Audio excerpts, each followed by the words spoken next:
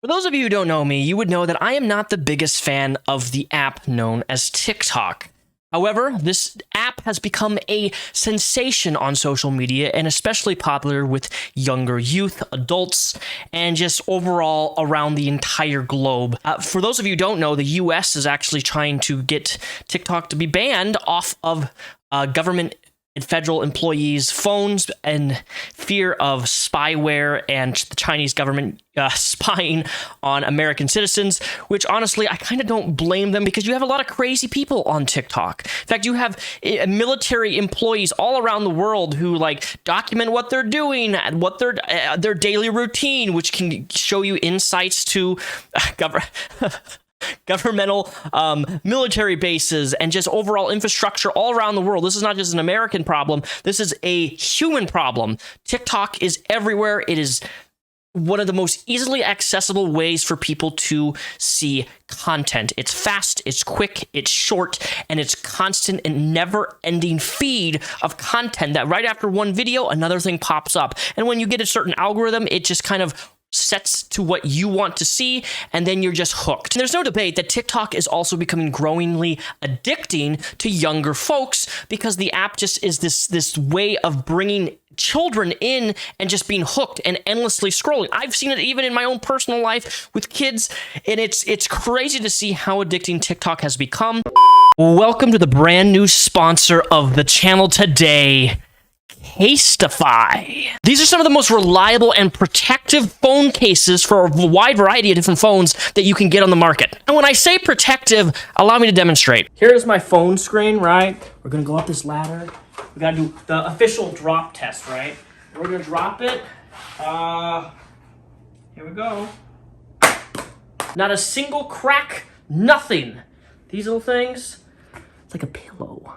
These phone cases can withstand up to a 21.3 foot drop. The amount of phone case variety that they have is astronomically insanely large. The different prints that you can get housed with the cases. If you're a big Star Wars fan like myself, yes, they have Star Wars. You have these big bumpers at the, look at this. These are super soft and squishy almost in a way. And it's just so protective for your phone. So, phones are expensive nowadays. So why not try out Casetify, right? Get something custom, art, whatever you want for your phone, save you money and protect your phone for as long as you have this type of case. And if you use my discount code at casetify.com/Repzion, you're going to get 15% off your order. Stop procrastinating, not putting a protective case on your phone. Click the link down below, support the channel. Try out Casetify for yourself today. You will not regret this, and it will save you a lot of money in the long run. What I really wanted to talk about today is TikTok's problem with its absolute obsession and love for criminals. If you ever wanted to see stupid people, TikTok is the app for you. If you ever just wanted to have a conversation with somebody who's so dumb that their reasoning for everything is so beyond human comprehension of illogical, Herron, you may or may not have heard of him. If you live in the state of Florida, you may have. This is a guy who, in his Ford Mustang GT, was speeding down in Tampa, Florida. Lots and lots of people are walking interchangeably across the street, right? It's a very popular area of Tampa, Florida, and he was doing illegal street racing. For the most part, I don't really care if people do street races. Just do it in a safe environment. Don't do it where lots of people and families are, obviously. But Herron, being a white, entitled little privileged shit, it'd be great to just go 140 some miles down on this road where tons of people are. And what do you think happened? Well, it just so happens that Herron hit a 1-year-old and somebody's wife. Wham, bang, gone, instant. Now, naturally, Cameron was arrested. He was found guilty. He went to trial. He was found guilty and was charged with 24 years in prison for taking the lives of 2 people for illegal street racing. Now, you probably as a viewer are like, yay, that's awesome, cool, and I agree with you. Awesome, cool. Actually, I think it should be more than 24 years. But the reason that I bring this guy up is because for those of you who don't know, after he was sentenced for 24 years and was put into prison, things started happening on TikTok. Now, I don't know how many of my viewers are big TikTok enthusiasts or not, but I want to remind you that these are the 2 lives that he took for illegal street racing. He took these 2 lives from a husband. He took 2 lives and flipped somebody else's life completely upside down. And I want you to imagine that you just lost your child and your wife, and then you see a hashtag appear on the internet, but just not the internet in general, appear on TikTok. And then you see hundreds and thousands upon thousands hashtags saying, "Free Cameron Herron." And naturally, you're probably asking yourself, why? Why should this guy be free? He took 2 lives. Free Cameron Herron, justice for Cameron Herron. Why would a hashtag explode over TikTok for somebody who took the lives of 2 people who was sentenced and even he admitted guilt to the crime of 24 years in prison due to an accident? Regardless whether it's accident or not, I don't care. Irresponsible. You took 2 lives. You need to face the consequences of that. I think most of us here can agree with that, right? But I want to ask you, why do you think, before I tell you, why do you think these 2 hashtags started trending on social media? Well, what you see here is that TikTok has a lot of teens and young adults. And one of the problems with young teens and young adults, especially in this generation, is that they have no ability to think reasonably, rationally, and they work primarily on feeling rather than facts. These 2 hashtags started about freeing and justice for Cameron Herron because a large portion of the internet, specifically female, thought it would be best to claim his innocence, that he didn't mean what he did because he's cute. That's right, because he's hot, because he's cute. This same delusional problem that I don't know if you guys are familiar, watch documentaries on serial, but people who take the lives of other and, whatever. There's always these crazy people like Ted Bundy and other people. They always have like a large influx of like crazy rabid fans who just like love them and think that they didn't do anything wrong and like infatuate with these criminals who have taken lives of other people and done horrendous R-ing people, just horrible things, right? And there's always these crazy fans that fall in love with them and want everything to do with them.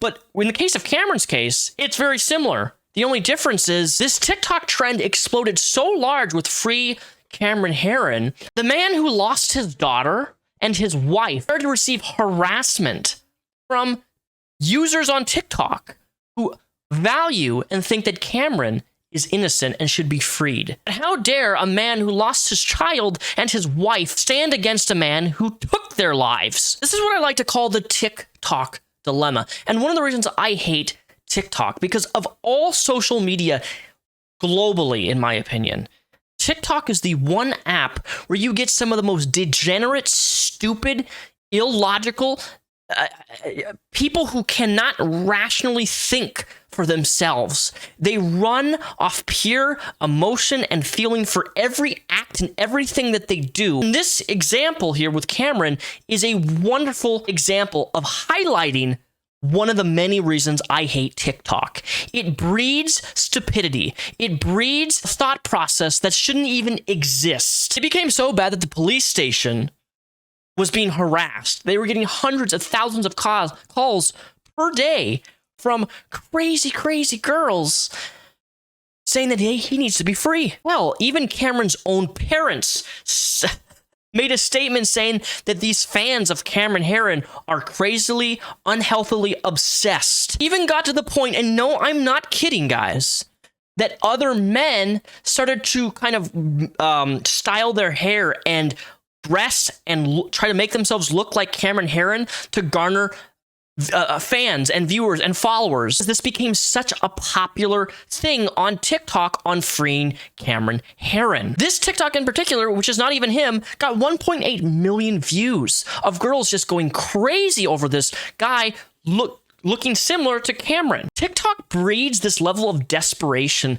this level of validation, this level of insanity that no app on the internet creates. It even got to the point that Cameron Herron Reel TikTok right now, as I'm making this video, has over 2 million followers, yet he's never actually posted content. A change.org petition was created to free Cameron Herron that somehow has amounted over 30,000 signatures. I'm not joking. This is like some of the most insane, crazy stuff I've ever seen on the internet. It glorifies this level of obsession It makes these teens so hooked. I want to go back to the husband, Robert Risinger, I believe his name is, right? Who lost his kid and his wife. TikTok, the people on TikTok, the individuals using the app, became so demented that they started spreading horrendous information about Jessica, the wife, who passed away from Cameron.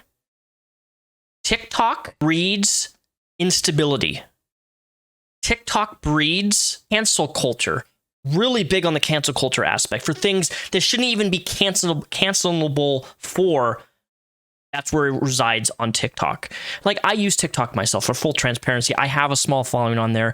I usually just watch nerd stuff, Lego things, but there's a lot of niche communities all over TikTok, and the level of harassment and just horrible things that TikTok creates environmentally for these young, unhinged adults to go off and make TikToks making fun of the husband and making fun of Jessica and spreading lies about her and then sending that stuff to the husband. It's incomprehensible to me how this is not condemned more often. But something that didn't go well for Cameron is that he actually landed in solitary confinement due to the fact that these fans were so insane and obsessed with how cute and adorable and his beautiful eyes were, that these people found the prison guards' numbers and started spam calling them and harassing the guards in the prison facility, trying to get in contact and get him released. But what ultimately makes this so sad is that the family of Cameron Herron and that the family of Jessica, the husband,